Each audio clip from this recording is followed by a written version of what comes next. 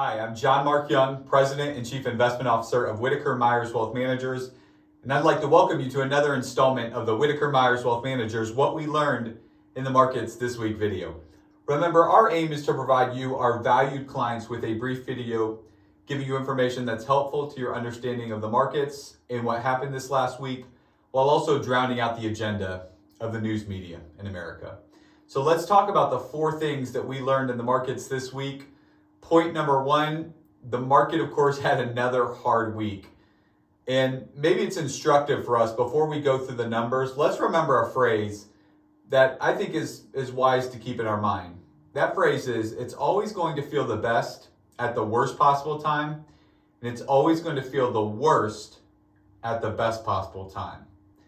Thus, regardless of the market's weekly movements, we shouldn't let that control our emotions, because our emotions are actually our thief of our wealth. That may sound counterintuitive, but they tell us to do the wrong thing at the wrong time. It's like anything that is not good for your long-term health. It may feel good in the moment, meaning maybe selling an investment after all this pain might feel good in the moment. It might feel like you've accomplished something, but long-term, it's to your detriment.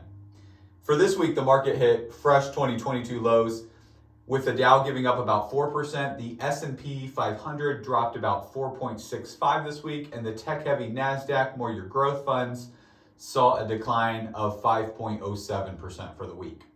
Point number 2, one positive to the market turmoil, which has largely been a result of inflation pressures on the economy, is that we're getting higher interest rates. These rates have been moving up all year and are finally rewarding savers after years and years of earning nothing on your bank accounts or savings account. For example, right now, treasuries, which are the risk-free rate of return, are paying 3.13 for a 3-month treasury, about 3.863 for a 6-month treasury, 4.078 for a 9-month treasury, and 4.253% for a 1-year. You want to even go out 2 years? You basically get the same as a 1-year, 4.249. If you've been piling up money well above your emergency fund, but are hesitant to put it into the market, these now provide some attractive yields for the saver. And of course, you can contact your financial advisor for more information about that.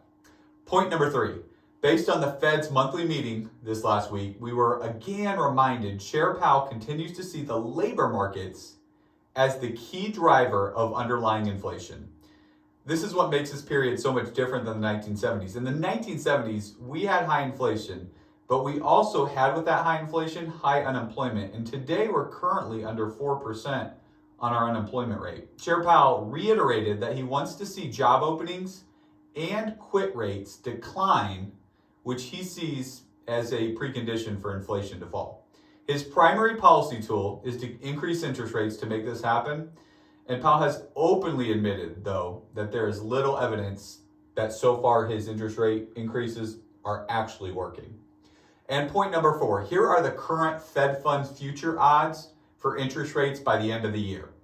There's now a 62% odd that rates end the year at 4.25 to 4.5, up about 44% from 44% earlier this week.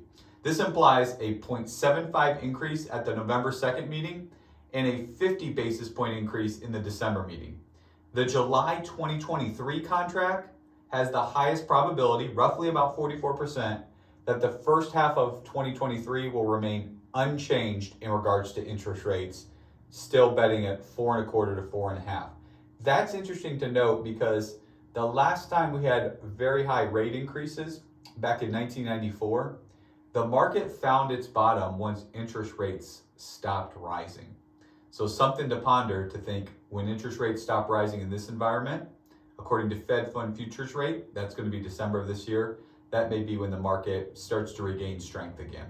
If you have any questions about what we talked about today and how it might impact you or your particular situation, please reach out to one of our financial advisors by going to the link in the notes, where you can schedule a meeting with one of us, or you can visit our website to learn more about us, read our blog, read into the articles we've recently written, including a great one written this week by one of our financial planners and tax associates, Dustin, about Social Security.